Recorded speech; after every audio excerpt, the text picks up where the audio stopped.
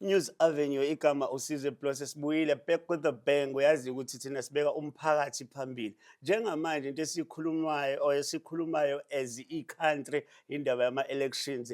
U-state president walimemezela usuku and kunezinto eziningi ezihambisana nokukhetha nawe uyazi. Kuno-demarcation kusafaka khandlela wabawathi state of readiness nje but akekho umuntu obezoyibeka kangcono lento kuthina ukudlula uDomfuthi Masinga esinaye la oyi-PC oyi-provincial chair ye-IEC. Ungadideki mhlawumbe ngizobe ngidideke ithi ICC but IEC uzoyichaza uDomfuthi ukuthi ihamba kanjani. Angibikelele Domfuthi. Ngibingelele Sizwe, ngibonga ukuba nani. Kwaze wamnandi ukuba nawe namhlanje. Yazi bengingazi ukuthi aba-ofisi e-ICC ala ade bahle kangaka.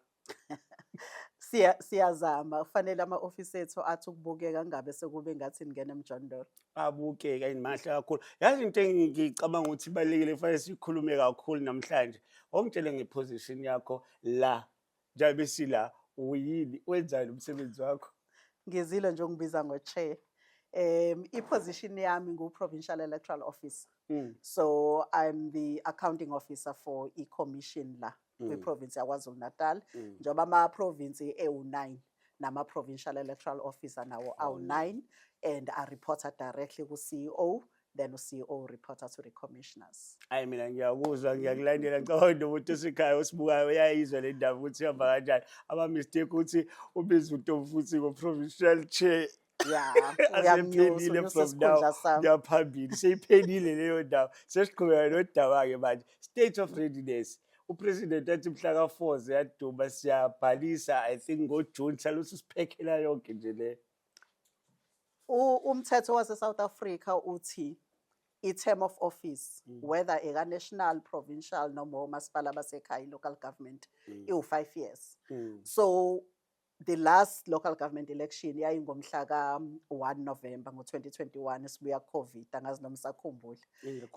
I-term of office-ke yamakhansela iyaphela mhla ka-1 November this year kuphela u-5 years. Thina-ke njenge-commission sino-90 days uma kuphela lo 5 years wabo ukuthi sibambe ukhetho. Lo 90 days uqala mhla ka-2 November uphele ngomhla ka-31 January ngonyaka ozayo. Thina-ke masiplana umthetho uthi kufanele sibe ready for the earliest possible date.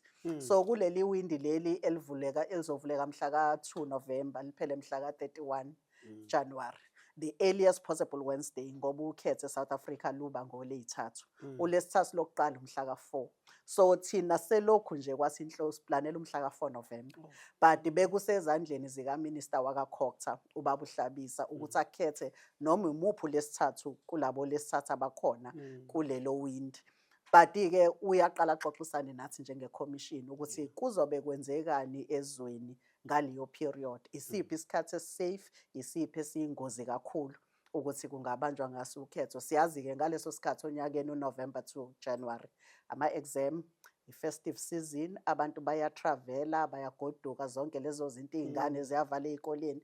Simbekele obala zonke lezo zinto but kwagcina kuyena-ke okhetha ukuthi engase umhla ka-4 iwona ophephile. Luckily besivele siplanela wona wonke ama-processes ethu thina besiplanela ukuthi ngomhla ka-4 i-election. Uzoni-step ahead vele nje. We have to be. Umthetho uthi angakhetha noma iluphi lwesithathu. So thina sibe ready for the earliest possible Wednesday ukuze singathuki mase khetha uLwesithathu lokuqala uvane wakhetha lona and wonke ama-planning processes ethu vela bebheke umhla ka-4. Yazi khona into engihlele ngiyibuza yona nge-IEC ukhetho liba kanye mhlambe after 5 years uzongicorrecta bengi-wrong kubuye kube naleli lohulumeni basekhaya lesibheke kulona angazi lona liba nini. If lungekho ukhetho esilungiselelayo wena uholelani osebenza kubabona begcwele la baholelani kwenzakalani kuleyo period ukuthi sedlulile ukhetho thatha ukuthi sekukhethiwe kwavota kwadeclare ukuthi ubani owinile then umsebenzi wenu kuba yini? Yilo wenziwa abeyicishamlilo uma ungekho umlilo. Suke si oiler i-engine yethu yangaphakathi njenge-commission. Kukhona izinto esizenza as soon as masiqeda ukukhipha ama-results nje siba nama-debriefing session to look at ukuthi njengoba i-legislation ikhona sigayidwa yona ikuphi kulama-election la sibone khona kune-gap in law. we are always tightening because contestants, political parties and independents are always a step ahead. Bahlale befuna isikhali esikhona abangasisebenzisi. Yabo le ndawo kuthiwa hayi this is a grey area umthetho awusho lutho bayisebenzisa ke leyo nto. So ukhetho nokhetho kuhlezi kukhona into enjalo eqhamukayo ukuthi awuyazi ababhala umthetho babengakubonanga ke lokho asenze i-proposal ngoba imithetho ayibhalwa yithina. We can only make proposals uku-amenda i-legislation siyise parliament and ama-parliamentary process-ke when it comes to lawmaking ayadonsa kuze kube imanje njengoba besilokhu si-communicate ne-parliament since the last local government elections. Ama-amendments municipal electoral act awakaphumi namanje njengoba sesilungiselela nje ukuthi sekufanele sitrain abantu manje. So we have to push ukuthi sicela bandla niphasise umthetho obhekene nokhetho ukuze sikwazi ukuprepare ama-training material sikwazi ukwenza. So i-legislative review enye yezinto ebaluleke kakhulu esenza in between elections. Over and above that is staff development. We are forever automating thina ama-systems ethu aka-IC. So ayikho into esiyenzayo engenayo i-system backup yayo. So that's when we train staff on all the systems that support a candidate nomination, result system, voter registration, voting station, zonke izinto zinama-systems like high. But-ke okubalekile, I think mase siprepare i-local government election, kuye kufanele silinde i-Municipal Demarcation Board ngoba nabo basebenza ngendlela ecishe ifane nathi njengo-IEC, nabo banomthetho obengamele ukusebenza. So kufanele babheke sibanika the last voters roll eyacertifywa eyashicilelwa. So the last voters roll eyashicilelwa in the country ile ka-2024. Sibanika yona-ke leyo voters roll bese bebuka-ke ngokwe-voters roll ukuthi iy'namba zabantu iwadi newadi zisavumelekile yini ngoba ilona lowo masipala unenorm ebekiwe ukuthi iwadi yalo masipala fanele ibe nabantu abangaka. Ayifani-ke njengoba u-44 umasipala la kule province yethu ilona lowo masipala unenorm yawo. Khona umasipala okuthiwa abavoti abangeqi ku-5,000 abanye kuthiwa 16,000 nje aseThekwini. So i-MDB masiyinika le voters roll fanele babheke ukuthi inamba yamavoti isacishe ilingane and isasemthethweni kona wonke amawadi. Mayingasekho emthethweni umthetho uyabaphoqa sekufanele kube khona abakhishwayo kuleyo wadi bayofaka ko-wadi ewumakhelwane belokhu behlengahlengisa nje iy'namba ukuthi zingeqi zize zeqe ngaphezu kwa-15% kwinorm eyalowo masipala. So sisebenzisana ne-MDB throughout. Once sebeyenzile leyo nto they were supposed ukuthi basinike amawadi ngo-October last year. Yabashaya i-timeline yabo baze basinika ngo-December last year 2025. Nakhona basinika omasipala abawu-40 out of 44 in KZN ngoba laba abawu-4 babeyiswe enkantolo. Ilabo masipala iTheku, uMkhambathini, iLanga Libalele ne-Alfred Duma. Ahamba lawo ayenkantolo. Mase siwatholile lawo 40, we then have to go to ama-political parties. Siqale sibuke sithini ukuthi lawo mawadi ayithinte kanjani imingcele yama-voting districts because i-MDB yakhe iwadi thina sithatha iwadi si-divide into voting districts. So that abantu bengeke bahamba ngoba umthetho uthi there should be a voting station in every ward. But sabona ukuthi usize wamawadi masingase sithi there is one voting station in every ward. Abantu bangahamba distances and distances. So thina we take iward si break it down sibuke ukuthi abantu kulo masipala bahleleke kanjani or kule ward. Sibona ukuthi abantu abaningi kune ward bahlala la sibakhela voting district. Elinye iqeqe banalingapha asilakhela voting district. So leyo process leyo yenzeka only after i-MDB sisinike ama-ward. So we've been doing this. Mase sibukile thina ukuthi singawahlengahlengisa kanjani ama-boundaries ama-voting districts ethu. We then have to go to political parties. Akhona kule province yethu. Umasipala nomasipala kunesakhiwo esesibiza nge-PLC, i-Political Liaison Committee. Bese siyabatshela ukuthi umngcele wamawadi la ushintshe kanje. Sesiphoqekile-ke nathi ukuthi ngoba ama-voting districts are within what boundaries. Nathi kufanele sihlengise ama-voting districts. So uma ushintsha i-boundary eye-voting district, isiteshi ebesi-central for that voting district, utholta sekho central. Sekufanele ufune esinye manje. So those are the things that happen in between elections.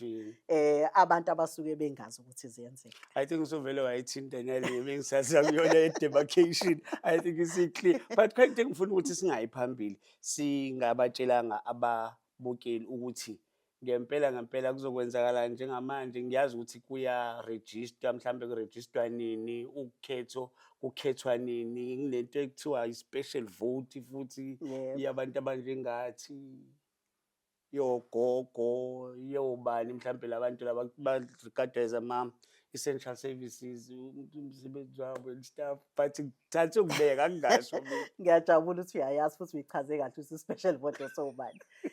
Kusukela manje sisabhizi-ke kodwa sahlengahlengisa imingcele yalabo masipala abawu-4 ngoba sibathole last week Yeah. kwi-MDB. Kusafanele sibuke i-impact yokushintsha kwama-ward boundary labo masipala. Sibuke ukuthi siwa-rearrange kanjani ama-voting district boundaries. Yeah. And then we go to political parties ngoba fanele siba-consult in anything that we do. So umasipala nomasipala kube ne-session nje usuku lonke sihleli namaqembu ezepolitiki kulowo masipala sibatshela ukuthi sishintshe kanje isiteshi sesomuva sibe la ba-objecte la ba-objecta khona sigcine sivumelane sebeyas-understanda because one of the things azenza in between elections ukutrain amaqembu on the election framework and election legislation. So okunye uyubezwe bekusho nje kwi-TV nakuma-radio is not that abazi Basuke bazi. election process ayisokudlalwa nje ipolitiki bayazi kahle because si-investa ekutraineni amaqembu outside of elections because mase kunama-elections amaphapha asuke sephezulu noma utrain abantu akusangeni ekhanda. So sibatrainile baye-understanda this process. Now the next step njengoba sekushintshe ama-boundary ama-wadi nama-VD ngenzeka ukuthi urejisteka ward 2 waseThekwini kanti uyileli qeqebana labantu laba ka-ward 2 asebeqile esinambeni sekufanele bafakwe kwa-ward 3. Makuwukuthi i-MDB ithathe i-voting district yonke yayimuvela in another ward is easy because thina all that we're going to do sizonimuva electronically on the voters roll ngoba nimuve bathatha i-voting district yonke bayimuvela kwiwadi kamakhelwane. But isikhathi esiningi akwenzeki kanjalo uthola ukuthi i-voting district bayihlephula phakathi kube khona ekuthiwa sebeka ward 3 abanye basasele ku ward 2. Now sekufanele thina-ke manje sihambele lezi indawo zonke ezithintekile senze lento esiyibiza ukuthi i-targeted communication and registration siyibiza nge-TCR sesiyokutshena ukuthi babu Bloss i-voting district yakho ithintekile njengoba kade kushintsha imingcele yamawadi. Kungenzeka ukuthi ukulaba abasalayo la ka-ward 2 kungenzeka ukuthi ukulaba abaphumayo ukuze senze sure ukuthi usa-reflector correct kufanele sikurejiste kabusha ngoba siyayazi ukuthi ile portion le ekhishiwe yafaka kwa 3 so hambela labantu abakule portion ephumile sibarejiste kabusha because asikwazi ukuba move electronically thina ngoba akuhambanga iVD yonke so asazi uba nosela uba nophumayo so ngoMay sizobe sambela zonke lezo indawo. So bengifuna ukudouble checka ukuthi ngiseselapho or sengishiftekile. What do I do as a citizen? 2 things. Eyokuqala ukuthi vele sizokuvakashela sizokutshena but there is a chance ukuthi masifika sofika usemsebenzini. Masikutholile siyakurejista kabusha thina. Masingakutholanga sishiya ipamphlet ethi babu Bloss uthintekile la umngcele weVD yakho sekufanele urejiste kabusha. Unama options awu-2 is either uzoya kuma voting stations ke registration weekend leka 2021 June.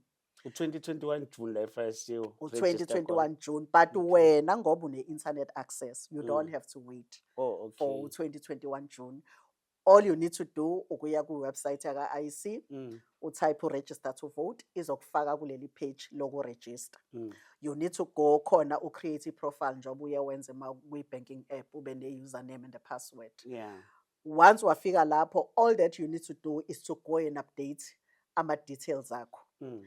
Check ukuthi i-address yakho i-correct iphelele mawuke wenza lokho automatically mawukule portion le ethintekile uzobe automatically usu-allocateka in the right side whether usala kwa 2 noma usala kwa 3. So you don't need to wait for a registration weekend ka 2021. Mawune internet access and you can get to the IEC website, you can go and update your registration details. Mawukuthi uyila abantu abathintekayo you'll automatically be moved to the correct section. Enye into ke abantu siyabafonela because we do take contact details if register. Okay. But i-problem is that mukuwafonela umuntu eSouth Africa wathi ngosibani bani ngiphuma ka-IEC bavane balidrophe ngoba bathi abasazi i-scam nento yangempela. So asikwazi nokuthi sisebenzise leyo platform ngoba ngabe siyabafonela abantu bonke sibatshela ukuthi wena udinga ukure-register ngoba uthintekile kule mngcele kade ishintsha. So abakwenzi lokho. So the only option is to go online on our online platform uyovuselela ama-registration details akho or ulinde registration weekend leka 2021 June uye to a voting station. Sahleli nayo Ntombi futhi Masinga ola e-IEC yase-KZN ke ngicabanga ukuthi ihhovisi elikhulu leli la le-IEC ngicabanga nawo amanye ama-office wezinye indawo kuma-district. Everywhere, sinama-district offices, sinama-local offices in every municipality. Njengoba umasipala wo-44 une-IEC office in each one of them. Leli is the provincial office for the commission. Ungakhohlwa ukusilandela ey'nkundleni zokuxhumana i-News Avenue kuyona yonke indawo, Twitter, TikTok, Facebook, Instagram, usilandele ey'nkundleni and then wenze sure ukuthi uya-like, uya-subscribe and uya-engage futhi because into ebalulekile ukuthi sikulandele bonke laba bantu. Siyakhuluma nosopolitiki abahlukahlukene, sikhuluma noMike Mabuya Khulu owayerepresente i-ANC African National Congress, sakhuluma noWillis Mchunu owayerepresente i-MK, sike sakhuluma futhi noMkhuleko Hlengwa owayemele i-IFP kanjalo ne-EFF, sesike sayibiza sahlala nayo phansi. Baningi abantu esikhulumisana nabo esenza isiqiniseko sokuthi siyabalanda, especially into yakhona beyithinta umphakathi because into esiprioritize kunayo yonke into umphakathi. Njengamanje siconcern kuza ukhetho is looming, abantu kade belinde i-date, upresident wabanika i-date ukuthi ngomhla ka-4 siya okhethweni. Yini-ke manje esizokwenzeka? Abantu babuye bakhale la Ntombi futhi uzongilekelela. Lento yokukhetha ibuyize njalo and singayiqundi thina ukuthi awu sekuvotelwani manje ngoba sisanda kuvota nje ngomhla ngo-2024 if I'm not mistaken, ofuthi u-2024 into yamanje sesiyaphinda futhi sesiyavota and asiyazi le ndlela. Kwesinye isikhathi kuba nesimo sokuthi national elections sivota noma kuphi, sihleli kuphi, but manje lethi sisiphoqela ukuthi ngathi uyovotela ngasekhaya. Sithini istory lapho? Ngaze ngawujabulela leyo mbuzo. Njoba siphuma okhethweni lika-2024 besikhetha uhulumeni wase-national nowakuma-province. Mawuvota lapho into ebalulekile ukuthi uvota kule province oregister kuyona. Ingakho wawukwazi ukuthi uregister eThekwini usuku lo khetho luzokufica useMaritzburg, u-apply la ka-IEC. Usho ukuthi ngicela ukuthi ngivotele ngaseMaritzburg ngoba ngizobe ngokomsebenzi or whatever other reason ngizobe ngekho la eThekwini. So abantu basabambe lokho ukuthi ngo-2024 wawukwazi uku-applya u-applyela ukuthi uvote la ungabhalisile khona, but kwafanele u-apply beforehand khona sizokulindela naseMaritzburg. Ibingekho inkinga ngoba i-ballot paper iyafana. Is a provincial ballot, whether useThekwini noma useMaritzburg, i-provincial ballot iyafana. Umehluko ne-local government elections ukuthi uvota kule ward obhalise kuyona ne-voting district obhalise kuyona. So awukwazi ukuthi ngizobe ngisebenzele eMaritzburg mina ngibhalisele eThekwini ngoba akekho umuntu ohlala ewadini yaseMaritzburg ongavuma ukuthi ewadini yabo kuvota abantu abangahlali khona. Regardless nathi i-ballot paper yaseMaritzburg ngeke uyithole eThekwini ngoba lolu khetho lihlukile, kuya ukuthi uba no-contestayo ka-ward 1 waseMaritzburg. Khona nama-independents, khona namaqembu azothola ukuthi a-contest eMaritzburg, eThekwini awa-contest. So i-ward ne-ward njengoba ama-ward la ase-KZN 921 manje, yileyo naleyo ward ne-ballot paper yayo ehlukile. So awukwazi ukuthi sithi unga-applya uyovota la ungabhalisile khona. So yinto-ke le abantu okufanele bayiqikelele ukuthi awukho loyo mnyango wokuthi wenze lokho kwi-local government election, uvote ewadini la uhlala khona nala ubhalise khona. Into-ke siye sigcizelele ngoba umthetho wase-South Africa uthi mawunemizi emibili, let's say unesithembu nje babuhlose, khona umuzi oseMaritzburg khona la eThekwini, umthetho uyakuvumela ukuthi ungabhalisa noma ikuphi lapho ngoba imizi yakho yomibili leyo. Sekufanele udecide-ke manje ukuthi ngomhla ka-4 November bokuphi. Wenze sure ukuthi i-address ekwi-voters roll yakho eyala uzobe ukhona ngomhla ka-4 Mm. ngoba mawukuthi wawugcine ukuma waseMaritzburg Mm. wabhalisa nge-address yakhe ngoNovember uzobe ula eThekwini ngebhadi ngeke uzokwazi ukuvota eThekwini ngoba igama lakho lisasele ngale ithuba-ke kulo 6 months osele ukuthi usesenzele lolu bakuhlabisa ukuthi ayi-decide i-election date. Musuwazi ukuthi ngoNovember uzobe ukuphi, make sure ukuthi i-address ekwi-voters roll iyaleli khaya ozobe ukulona ngoNovember. Lento i-affecta nama-students ngoba arejiste ngama-address asemares la behlala khona njengoba besafunda. But uzothola ukuthi abanye ngomhla ka-4 November mhlampe bazobe sebeqedile ukubhala. Yeah. Mawukuthi uzobe usabhala ama-exam you are safe mawubhalise nge-address yaseres. But mawukuthi uzobe usugodukile ngeke ukwazi ukuvota ekhaya ngoba by the time ufike ekhaya i-voters roll izobe ikade siyavala for this election. Ngeke ukwazi ukuvota ngoba igama lakho lisavela kuleya voting district eseduze neres le kade uhlala kuyona. So kubaluleke kakhulu ukuthi abantu bazi ukuthi lokho kwakwenzeka ngo-2024 akwenzeki ku-local government election. You can only vote la igama lakho livela khona ewadini ohlala kuyona. Ukuthi ngivote.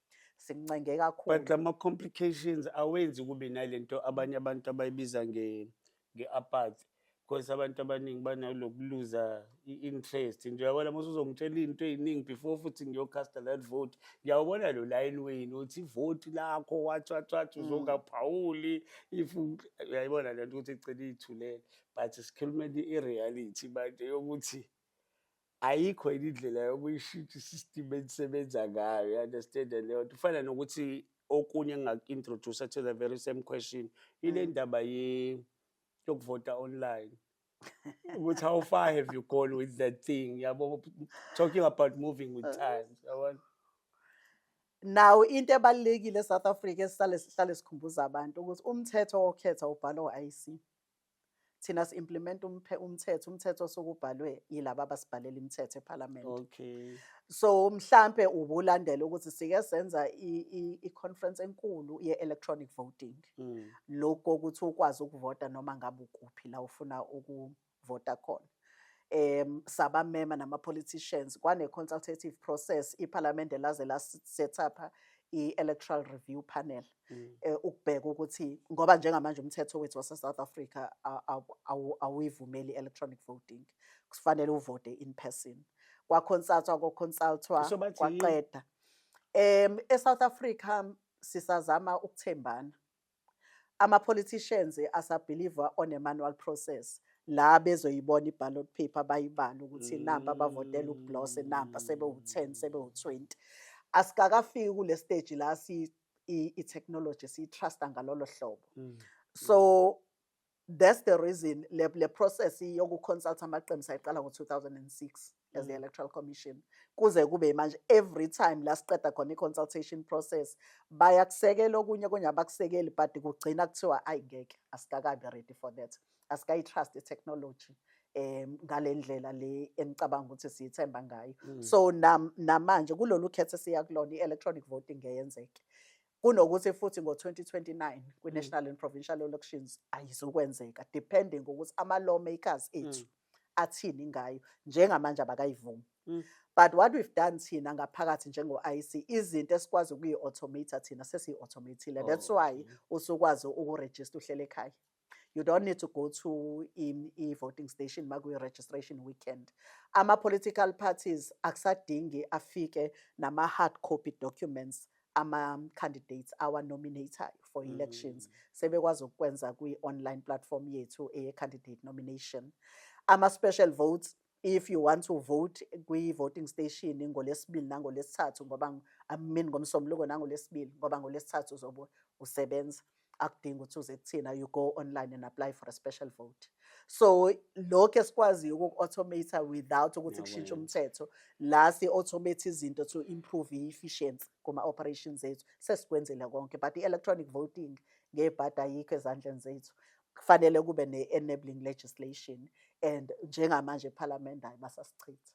Mhlambe nalo mbuzo engizobuza manje Ntombi futhi masinga u-unfair kuwena. Ngizobuza ngama-foreign nationals.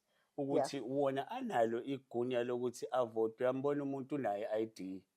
Kusho ukuthi ulegal in a way. Sekuze ukhetha and uyayifollow into eyenzeke eMzansi is part of it. Sesimthatha njenge-citizen. Unayo i-right custody naye ivote lakhe? It depends on i-status sakhe ngoba banama-IDs afana nawawethu kodwa amanye musubuka inamba bama-permanent residents but not South African citizens. Sisaphatha ama-ID document Cela ahlaza. uphinde le ngathi sidlala ngamagama yabo. Khona Can't ama-permanent stand. residents Yeah. uyakwazi uku-aplayela i-status la e-South Africa ukuthi ube yi-permanent resident. But i-permanent resident is not a citizen, awusona isakhamuzi sase-South Africa. Abantu abavunyelwa ukuvota ngokwe-constitution yethu abanama-political rights like e-South Africa ama-citizens kuphela.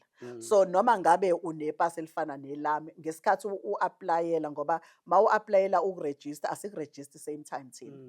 Ufika u-aplaye, that's why we scan i-barcode ese-ID yakho noma i-smart card. Yeah. Si-linked directly with i-population register ka-Home Affairs.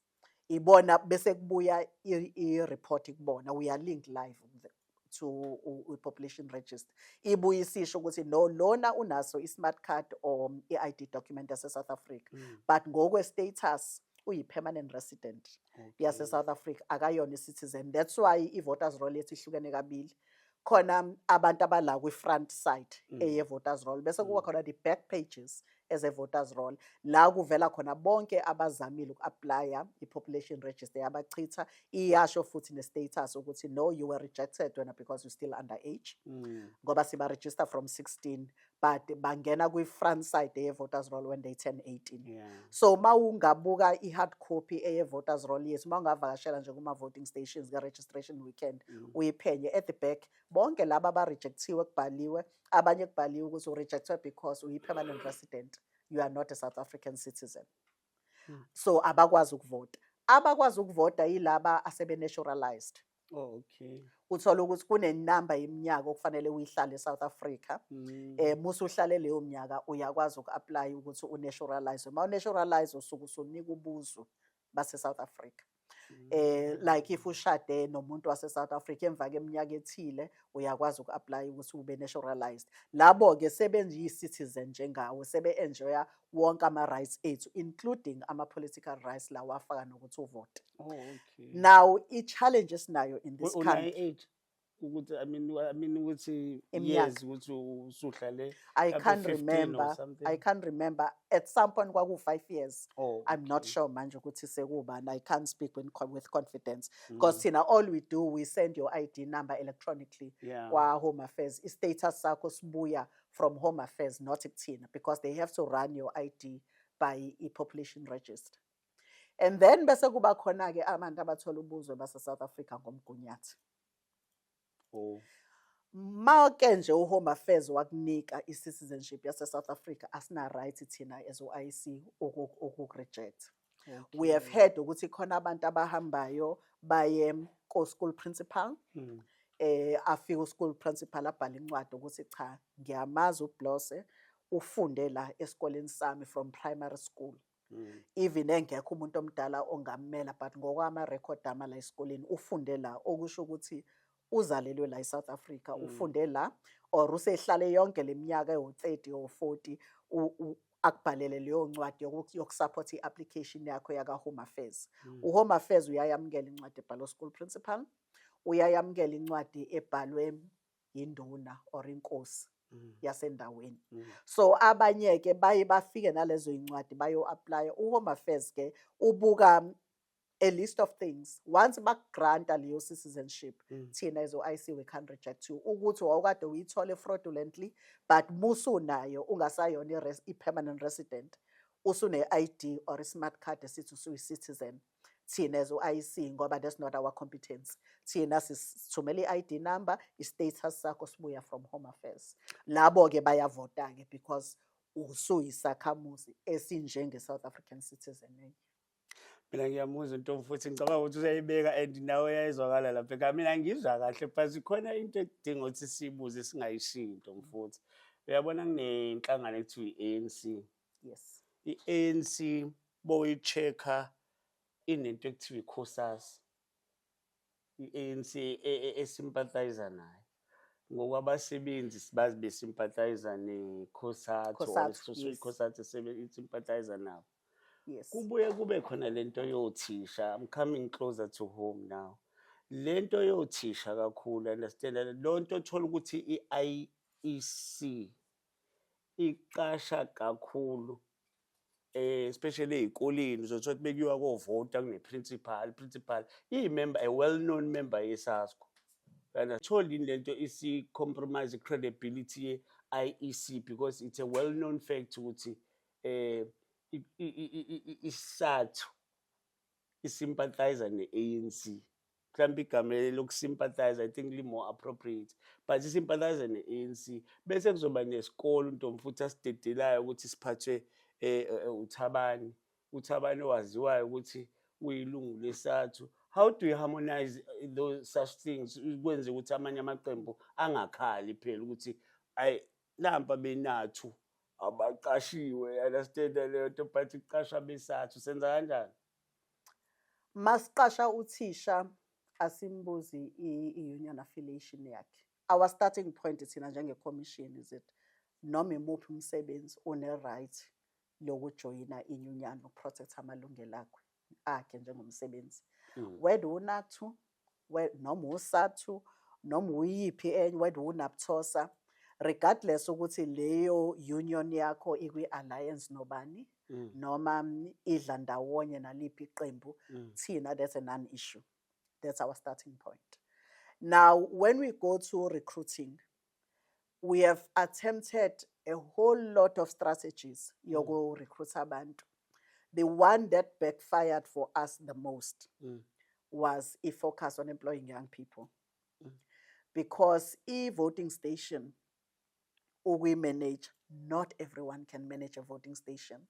Ungasebenza voting station, ufaka abantu inki, uchecka amagama abantu voters roll, but managing voting station, ifuna umuntu ozokwazi ukumanager abantu nje laba abasebenza la station bonke. Aphinda manage ama-agents, ama-political parties lawa la station whole day. Aphinda akwazi ukumanager ama-observers, whether international or local, manage i-process, interpret i-legislation from the day eqala ukusebenza until aqede. At some point as the commission we succumbed ekutheni babaningi kangaka abantu abasha abangasebenzi asibaqashi ngani.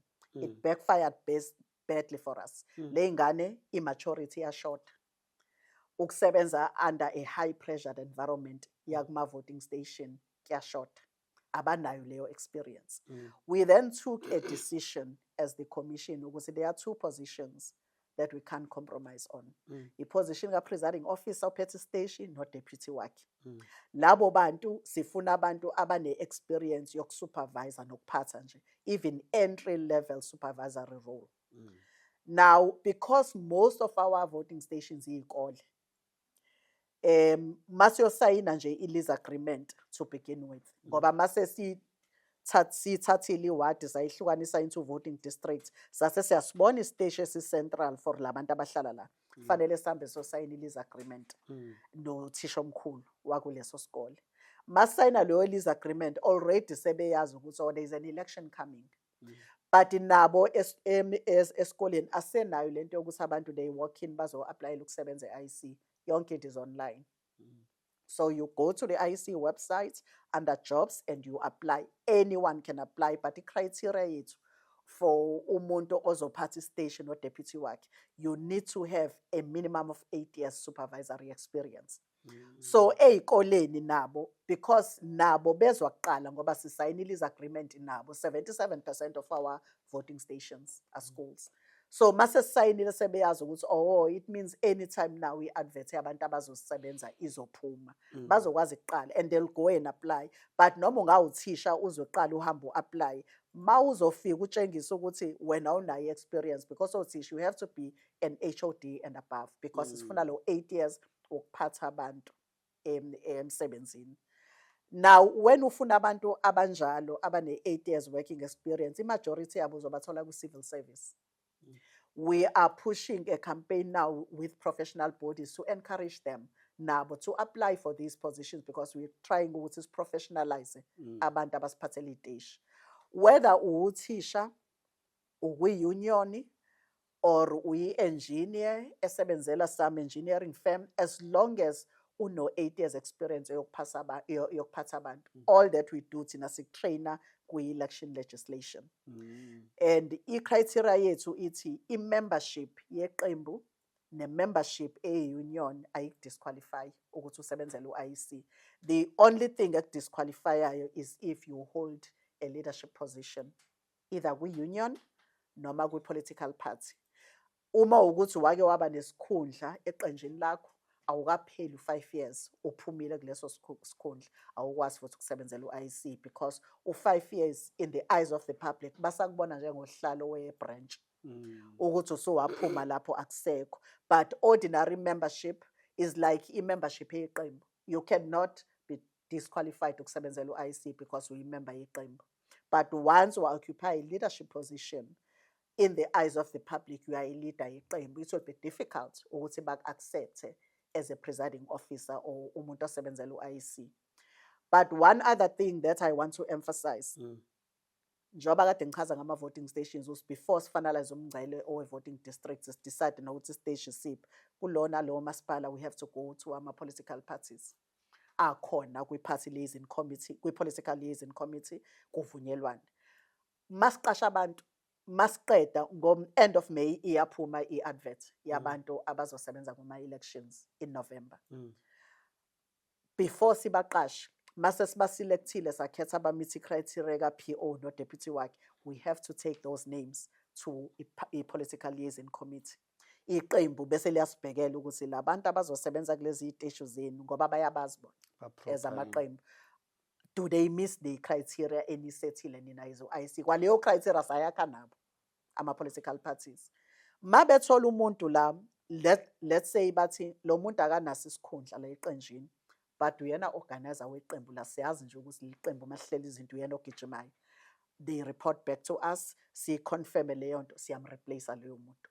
By the time siyasi kuma-elections, OPO no-DPO, basuke sebe-scrutinizwe amaqembu umasipala nomasipala, basuke sebe-scrutinizwe u-State Security Agency to check ukuthi abanama-record of serious offenses, and they have to write an exam beforehand, and they need to pass go 80% OPO and DPO. So there's the screening in place, which it doesn't consider whether you are a union member.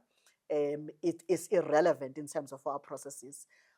I-perception yabantu will always be there, but there are measures in place in the commission to safeguard against ukuganga kwe-staff sonke, not just presiding officers and their deputies. When ama-party agents, laba ababhekela amaqembu, siqala nabo, sivule ekuseni, sisakhe i-ballot box, sifike i-flat, siyakha phambi kwabo to see ukuthi ayikho i-ballot box efika isinamaphepha. Bahlala nathi right through, basigade siqala, size siyokhipha i-result, baze bayisayine leyo result ukuqinisekisa ukuthi labantu abala estation ngoba abantu nabo abagangi nabo bayavota, siyavota nathi. So nathi laba abagadela amaqembu bama-eyes and ears ama-political parties, but bayasiza nathi to legitimize i-process yethu at the voting station. So noma ngabe wena uSATU or ANC okusalayo mawusebenza lapha estation, ama-agents ama-political parties avula nawe isiteshi ayoze azivale nawe azasayina ama-results before ama-results ethu siwa-capture sinezo IEC. Abagadela amaqembu sebewashuthile lawo ma-results bawathumele emaqenjini abo. Ukuthi kusenzani after that, sengabe uyayidlalela nje ngoba sebenawo, bawabona kuqala kunathi thina IEC, bayishuthe i-results slip estation ingakafiki kutheni kuzo-capture issue. So thina sigxila kakhulu kuma-measures esiwabekayo to guide against any ukuganga by anyone, regardless ukuthi wena uyi-union, eku-alliance nobani, is immaterial. Sigade ukuthi usebenza kanjani, in the way osebenza ngayo, can someone tell by the way you work ukuthi wena usympathizer naliphi iqembu? That applies to every staff member saka-IEC, not just abasey'teshi nathi, because nami I have a right to join a union njengoba ngisebenzela u-IEC. Yeah, you do. Yazi bengifuna ukucheck-a futhi angazi khona i-point engicabanga ukuthi lisalile nge-mistake kuleya question kade ngiyibuza ekuqaleni, like besikhuluma foreign nationals. Kule simo lesi sohulumeni basekhaya, ngahamba-ke ngaya kohlala mhlampe eDoha or something, ngikhona-ke manje ngiyakwazi ukuthi ngibe noku-aplya futhi ukuthi hayi manje sengimuvile sengingaphandle. Akithi khona abantu abala eMzansi abafunayo ukuvota but abekho la ngaphakathi. Can they cast their votes one? Kuma-local government elections, you have to be where you are registered. Akufani, same thing nama-prisoners. Angithi kwi-national and provincial elections bayavota. But unfortunately, nge-local government election, fanele ube sewadini yakho, kwi-voting district yakho. So, kuvota umuntu osuke lapho ngaleso sikhathi. Hayi cabanga ukuthi ungiphendulile lapha, I'm sorry ukuphula. But kunesimo esinye futhi besizoyithatha sibhekise kuwena. La ey'khungweni zokuvota lezi zinto ey'vamise ukuba khona angeke ngibize ngama-shenanigans but ziyiwona kwesinye isikhathi uthola ukuthi kunabasakhampeyina ngaphakathi bafika bagqoka ama-t-shirt basasinxenxa sesiyongena but bayasinxenxa ukuthi sivotele uphathi bani. Nginayo yini i-right yokugqoka i-regalia organization yami even though sengise-station ngaphakathi? Absolutely. Ama-South Africans ahlakaniphile. There was a time where kwakunomthetho owawuthi akekho umuntu ogqoka into yeqembu on election day. Afike kumvoti wase-South Africa athi ngenze njani isona sodwa iskipho enginaso. Ngenze njani-ke manje kusho ukuthi mina ngeke ngisavota ngoba nakho iskipho enginaso seqembu. So abavoti ungaqoka noma yini, izinto zakho zeqembu ungayigqoka, but umthetho uthi bangakhankasa usakwi-queue ngaphandle. Kuye kube khona i-red tape esifakayo eshoyo ukuthi i-boundary voting district ikuphi. Usakwi-queue lapha ngaphandle bangakhankasa. Umthetho wase-South Africa uthi i-campaign ingapheli. Akukho isikhathi la kuthiwa akuvunyelwa khona uku-campaign except for ama-radio adverts nama-TV adverts. Ukukhankasa abantu nje akupheli eSouth Africa. Umthetho uyavuma. That's why bekhankasa nasetafuleni lapha eminyango ungakangena e-voting station. But once weqa the red line sekuyi-voting station boundary leyo ngaphakathi kwayo awukwazi-ke ukuthi ukhankase. Ama-political agents awavunyelwe-ke wena ukugqoka lezi khipha zamaqembu. Kubalekela ukuthi kuyenzeka ukuthi estation esithile kube nama-agents eqembu elilodwa kuphela or amaqembu awu-2 kuphela. Umuntu oqhamuka ngaphandle ezovota lapho engene ebona leli qembu, omunye uzoba intimidated ukuthi lana abantu abala ngaphakathi estation abaleli qembu kuphela, mhlawumbe fanele sivotele lona kuphela. So ama-agents agadela amaqembu njengoba kuvunyelwe 2 per qembu. Awavunyelwe wona ukugqoka ama-irregali, but ordinary voters you can wear anything. Nikhawuntela khona kwi-station. Kuyaye kube khona lezi zinto ekuthiwa nithathaniswa enkantolo ngezizathu ey'ningi ezihlangene nakho ukuvota, and kwesinye isikhathi sibone nama-ballot shame ukuthi ama-ballot kade sendiza phansi and all that stuff, ama-ballot papers la kade sendiza emgwaqweni, angazi noma kusengxenye yenu nisuke nisekhona yini lapho or suke kuyi-propaganda angazi, understand, but what's your take? For sure you know these things. You know what, eSouth Africa, one of the things nje esizipride ngayo i-transparency kwi-election process yethu. Ngike ngayihlokoloza kancane khasi ngichazela ukuthi eSouth Africa sibale station. Akukho ukuthi kuthiwa sekuqedwe ukuvota sekuthuthwa ama-ballot box sekuyiwa kuma-counting centers because emazweni amaningi yila zonakala khona izinto. ESouth Africa, one thing engicabanga ukuthi bayenza yayinhle ukuthi kubalwe station. And maqedwe ukubalwa e-station ama-results asuke ekwi-duplicate paper. Iphepha elilodwa silifaka kwi-tamper-proof envelope, thina siyolifaka siyocapturisha ema-office ethu njengoba u-44 nje la e-KZN. Elilodwa sishiya silinamathisele esicabheni noma ewindini ukuze wonke umuntu ovotela awazi ama-results esiteshi sakhe. Now into esiye siyi-encourage futhi ukuthi ama-agents lawa agadela amaqembu, before we put i-result slip thina kule envelope le tamper-proof, le tamper-proof ile othi uma usuke wayivula ingabisakwazi ukuvaleka futhi. Sivala phambi kwabo but sibashiyele sithatha ney'thombe zalama-result slip so that mase siwacapturishile thina into esinisalele njengeqembu ukucompare ukuthi eshuthwe yi-agent yena estation nale evela ka-IC i-correct yini. Now mase kuqediwe ukuvota sekuqoqwa ama-material esehamba ebuyela la siwastorisha khona kuma-warehouse. we have had situations la uthola ukuthi ibhakhi eye-area manager esithuthela i-material ayina canopy. Uthola ukuthi uzoshaya i-hump iqathake i-ballot box. It actually doesn't mean anything eSouth Africa. Ngoba i-result slip angithi ayiphumi i-ballot box ingabalwanga ngabe ufuna ukubulawa amaqembu.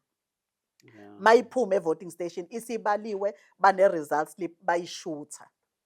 So ukuthi leyo ballot box iqathakile emfuleni eceleni komgwaqo, it actually has no material effects because i-result slip if umuntu esithathe sisayo enkantolo, inkantolo izofika ithi, did you have ama-party agents lapha station? Okay, awashuthile ama-results, yes. Aphi la awashuthwa yi-party agents? Nanka. Aphi akwi-system yaka-IEC? Nanka. Ayafana? Yes, liphela icala. And leyo nto iyasave thina as u-IEC because what we've discovered ukuthi njoba siyeshiye i-copy lapha efasteleni noma esicabheni mase siqeda ukubala, igangi yazenze njani manje? Zithatha leyo copy ziwa-alterish ama-results, mhlawumbe bashintshe u-1 ube u-9 bese befaka social media ukuthi uyabona-ke ukuthi leya result lesa station sethu ayifani nekwe-IEC system. What happens is that once benza leyo nto siye sithanda ukuthi basise enkantolo because mase sifika enkantolo ama-political parties akade khona kuleso station wonke awashuthile lama-results.